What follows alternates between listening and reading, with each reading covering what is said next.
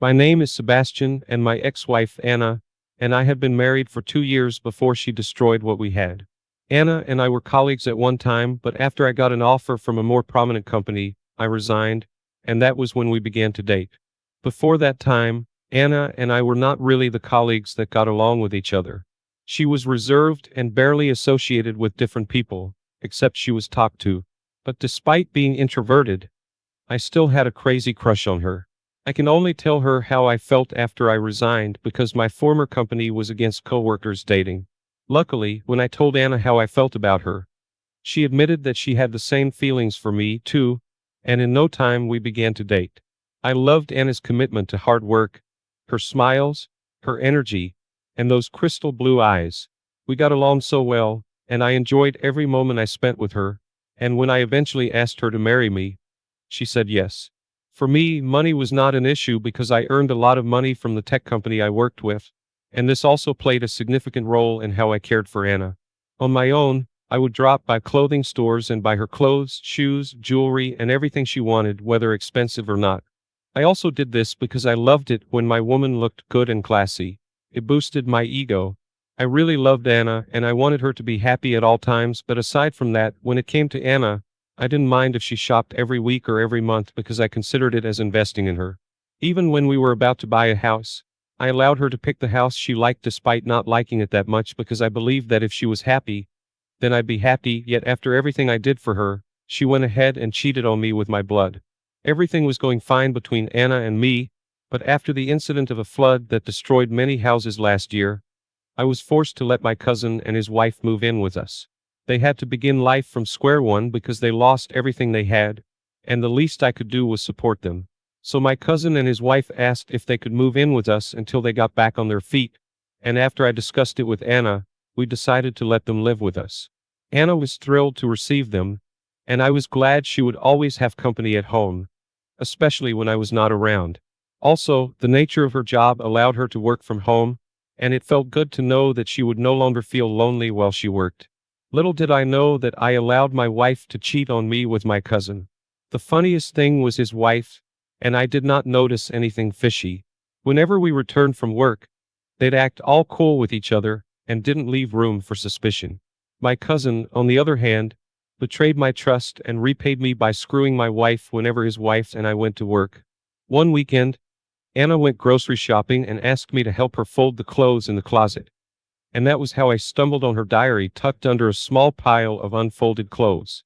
At first, I didn't want to invade her privacy, but I was curious to know what a 28-year-old woman was writing about, and to my greatest surprise, I found out that my wife and my cousin had been sleeping with each other a month after they moved in with us. I could not believe my eyes, and was heartbroken to find out she could do that to me after everything I had done for her. A part of me wanted to throw her out as well as my cousin, but I wanted to hurt her for doing such a thing to me. I didn't even fold the clothes anymore because I didn't want her to find out that I knew. I simply came up with an excuse that I wasn't feeling okay, and she believed me. I continued to pretend everything was fine, but as soon as I got myself together, I contacted a lawyer, and he started processing our divorce papers. I also made plans for my cousin because I wanted him to feel my pain. After a couple of weeks, I decided it was time to bust them. So I pretended to leave for work, but I hid in the tool shed of our house. When Anna and my cousin thought I left, they came outside, entered the car, and began to kiss before they drove out, and I took pictures of them and sent it to my cousin's wife. I knew she'd come back home in anger, and she did. She initially denied everything until I showed her my pictures that morning. When she realized she could no longer lie, she began to cry and blame my cousin for seducing her, but it was too late. I kicked her and my cousin out of the house, informed her about the divorce papers, and warned her to stay away from me and my house. Some months later, we divorced, and I blocked her on all social media platforms. My cousin's wife divorced him, too, and luckily for them, they didn't have a child yet. Even after the divorce, Anna tried to come to me a few times, but there was nothing I could do at that point. I hated everything about her. She wanted to tell me she was no longer with my cousin, but that was her loss, not mine. Though it's been a while, my heart still aches, and I know it will be all over soon, but I'm way happier now, and my new girlfriend and I are taking things one step at a time. OP, I can't even imagine what it felt like for you to know that your wife was secretly sleeping with your own cousin. It must have really hurt you to know that your cousin broke your trust, too, and took your act of kindness for granted. It was really inhuman of them to do that. It's great that you divorced her and moved on quickly because she did not deserve you. In no time, you'll forget about her entirely, and you'll be able to move on to better things. Thank you for sharing your story with us. Now, let's move on to the second story of the day. My wife and I had been married for 25 years, but in the end, I realized she was using me. I'm sharing this here because it has been a burden in my heart, and hopefully, it will clear off after I share it. The first time Maya and I met was on Christmas Eve. I went shopping as usual to grab a few stuff for the celebration the next day, and unexpectedly, the mall I shopped at was out of stock, leaving me with the last pack of the stuff I needed. Maya was already shopping with her younger sister, Kat, and when they realized I had the last box they needed, they were very disappointed. When we were about to make payment at the counter, she kept complaining to the sales representative that her Christmas had just been ruined because of that, and she could not afford to go to the next mall, which was miles away. Finally, when she kept complaining, I was forced to pay for the stuff and hand it to her because of her sweet little sister, and I left the mall. About 3 days later, I met her again at the Christmas party my town organized, and she remembered me immediately. Then, we were both very young, and we hung out with each other the whole evening. Shortly after that, we became close friends, hung out with more, and eventually, she became my girlfriend. Maya and I were so much in love, and passed through many seasons of our lives together. We dated for 4 years and got married after that. The craziest thing was my family disapproved of Maya. To be precise, my dad didn't like her, and he kept saying there was something about her that he could not place his fingers on, but I loved Maya, and I wasn't going to let anyone separate us from each other. So, I got married without my parents' approval, which worsened my relationship with them. Maya's parents, on the other hand, did not have any problem. They blessed our marriage, and from there, we went ahead to rent our own apartment. We started living together as a couple, and I worked hard to make life easier for us. I didn't even go to college. I chose the carpentry career, and with the money I made from it, I had to sponsor Maya to college because I could see how much she wanted to further her education. To be honest, there was nothing that Maya wanted that I didn't give to her, even after several years of being married to each other. We had 2 kids together, and I did my best to provide for my family. When Maya finished college, she got a job and the pay was good, but I wasn't concerned about her money. I wanted her to be comfortable, so all she had to do was take care of minor bills while I took care of rent and groceries. Then we'd split the children's school fees. I made sure I gave her the dream life she wanted, and I had to make a lot of sacrifices for that to happen. Whenever I could, I'd buy her new stuff or give her money to go shopping at least once in 3 months. Of course, all our vacations and trips were solely my responsibility, but I didn't mind because she was my wife, and I believed it was my responsibility to treat her right. And in all the 25 years of being married to her, I never cheated on her because I wouldn't tolerate her if she did the same thing to me, so I tried as much as possible to stay away from anything that would lead to infidelity on my side. Despite being married for so long, my parents refused to talk to me, so I never visited them for Christmas, and our kids had only seen pictures of my parents. Because of that, I was forced to embrace Maya's family as my own. For example, when Martha's parents' house needed renovation, I paid heavily for that because I could not leave my work to renovate her parents' house. Martha didn't even contribute a dime because she believed it was my responsibility to do that as her parents' only son-in-law, and I didn't mind doing all of that too, because they were the only family I had. Everything was going well between us. We were a big happy family until Maya started falling sick. When it didn't stop as expected, we went to the hospital, and she was diagnosed with stage 4 cancer, and the doctor said she only had a few months to live. The news hit me like an explosion, and I could not imagine losing Maya after spending all those years with her. My legs were weak, so I managed to sit on one of those long seats in the lobby. While I was still trying to wrap my head around the bad news, I saw a man screaming at the same doctor who spoke to me. At first, I thought he had lost someone because of how heartbroken he looked. But when the doctor came to me to confirm if I was Mr. Wesley, Maya's husband, and introduced the man yelling to be Maya's boyfriend, I felt my head spin. Maya's boyfriend and I stood there for minutes, looking at each other in shock. When I finally calmed down, I asked him how he had met Maya, and he said he had been dating Maya for a very long time, and she led him to believe that she was single and had divorced a very long time ago. He told me about their intimacy, dates, and how they had lunch every day. He even said that he had gotten a ring and was ready to propose to her until he got the news of her sickness. From how he spoke, it was undeniable that he had fallen deeply in love with Maya.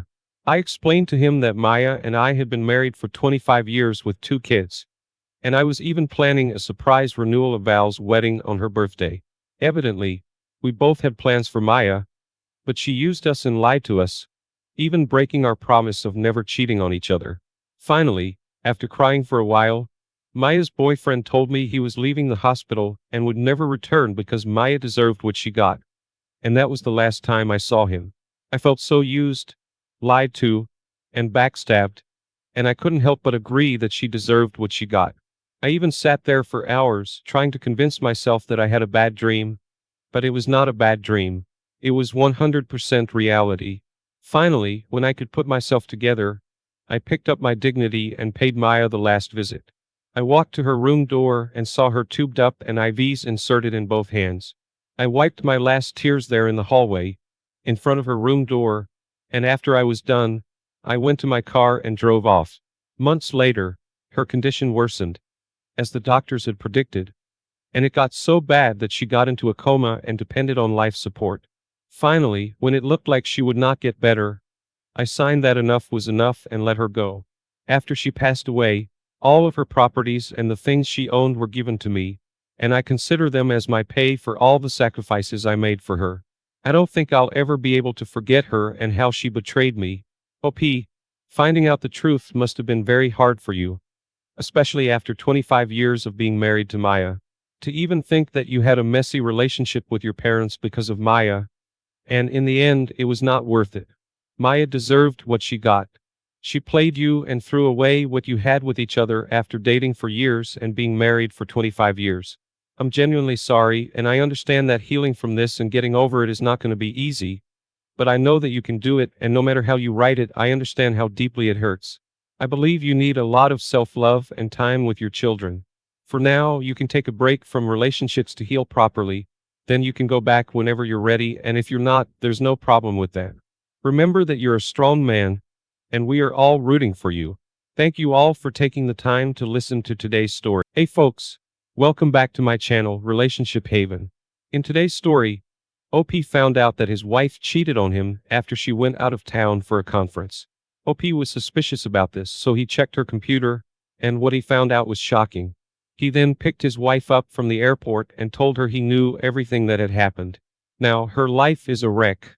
Let's get into today's story. I met my wife in an online book club about 10 years ago. At that time, I did not know anything about her besides the book she was reading. Found out that she was going through chemo and radiation for stage 4 metastatic cancer. So I messaged a couple of guys in the group asking if they are willing to send me small gifts so I can organize a care package for her. She received the package in the mail and was so happy, thankful, and appreciative. We started to message each other privately, became friends, and eventually it blossomed into a long-distance relationship. I continued to send her letters and small gifts, which she would open after every chemo appointment, until she finally went into remission. We lived 1,000 miles apart. I flew to visit her. She flew to visit me. After all the back and forth, she eventually moved to my state. We bought a house together in 2015, got engaged the same year, and got married in 2016. On the surface, it was a great marriage. We had one argument in the entire 6 years of marriage. I was making good money, which gave her the opportunity to land her dream job, which she still holds today. We had a great income and no kids. Remove the stressor of money and kids out of the marriage, and there is little left to argue about. If we had disagreements, we resolved them within hours, or so we thought. I will expand on this later. In 2020, we sold our house and moved 1,000 miles to live closer to her family.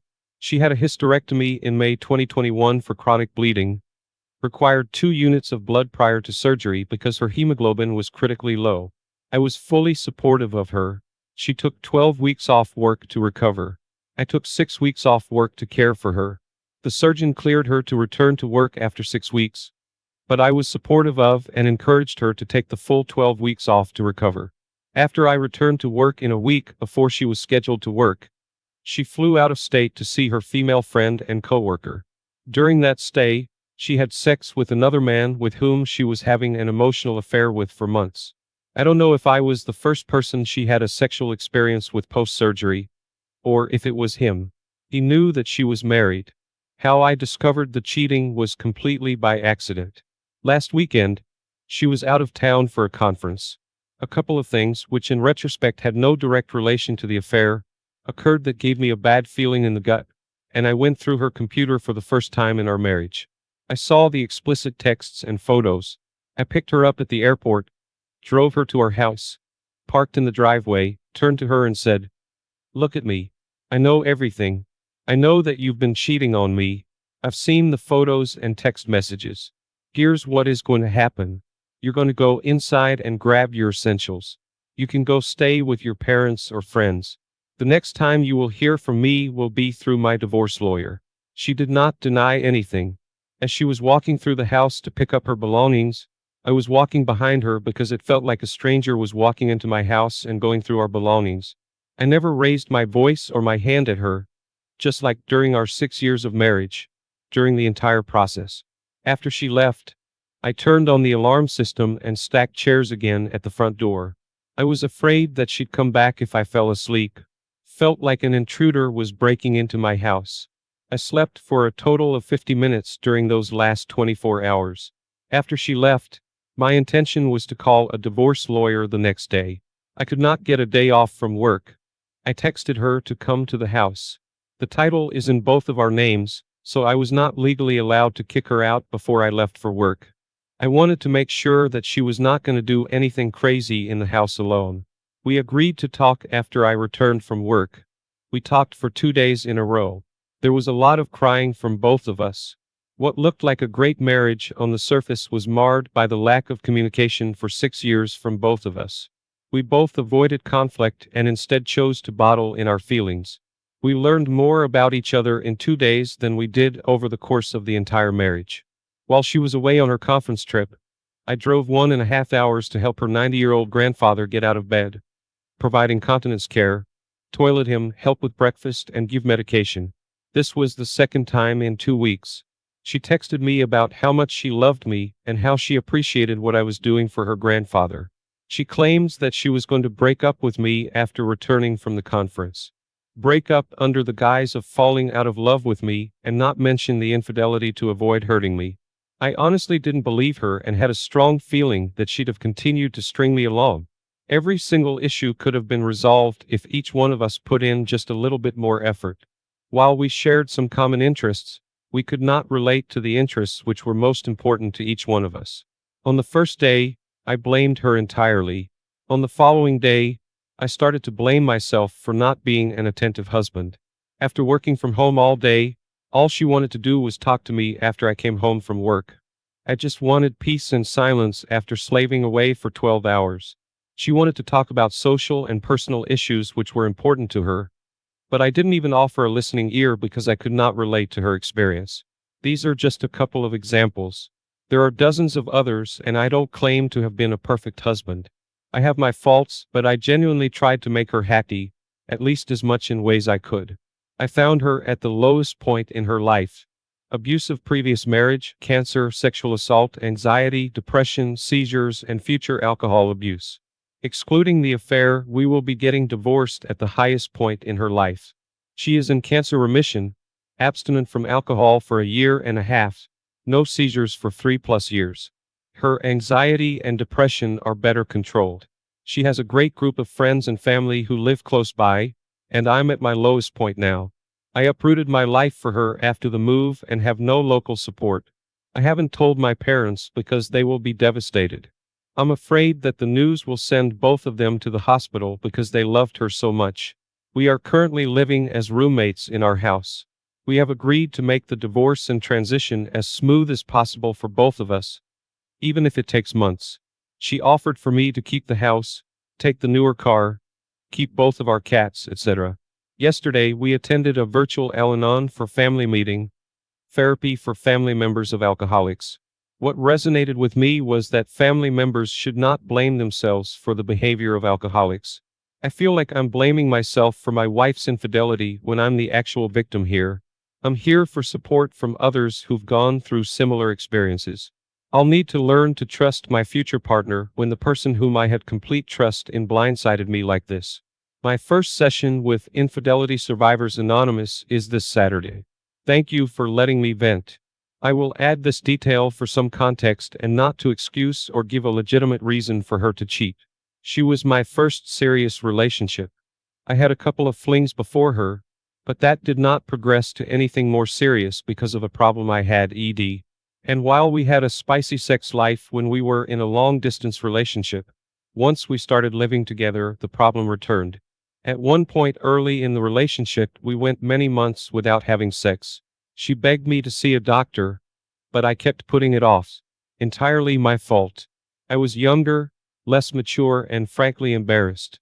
Eventually, at age 29, I'm 33 now, I got tested and found out I had very low testosterone levels.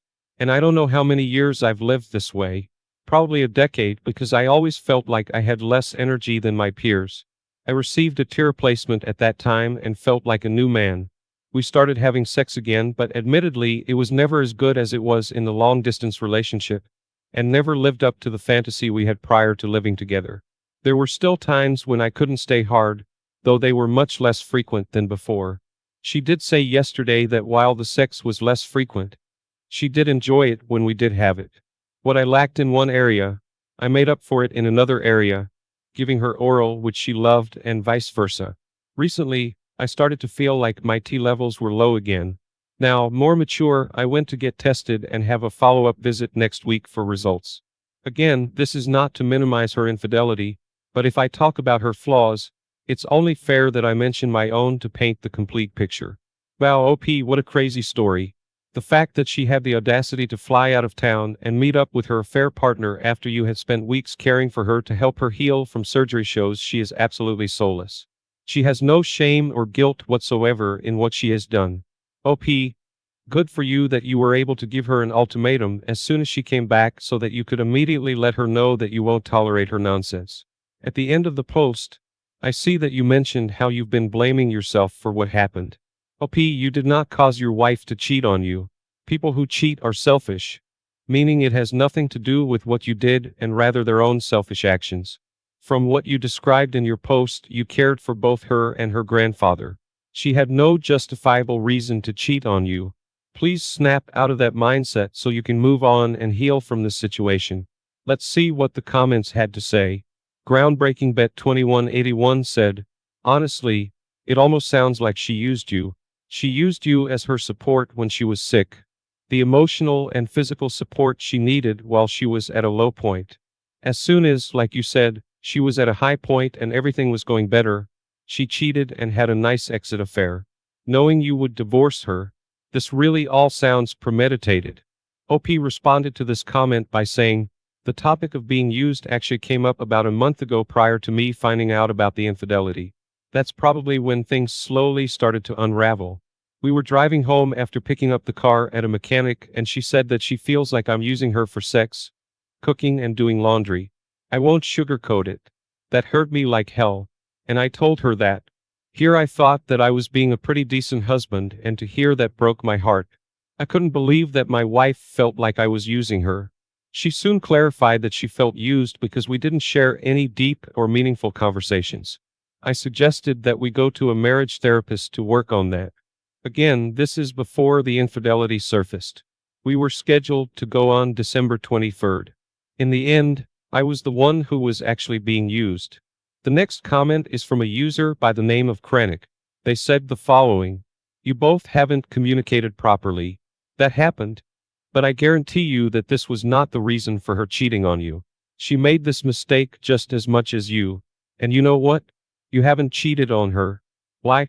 Because you respected her, wanted to be with her, and most of all, she meant so much to you as that you didn't want to hurt her in such a disrespectful way. But your wife isn't like you. She didn't care about you or how much she would hurt you by cheating on you. She doesn't love you as you love her. The cheating was more important to her. Her cheating didn't happen because of attention issues or because you haven't communicated properly. It only happened because she wanted to cheat on you. That is the only reason.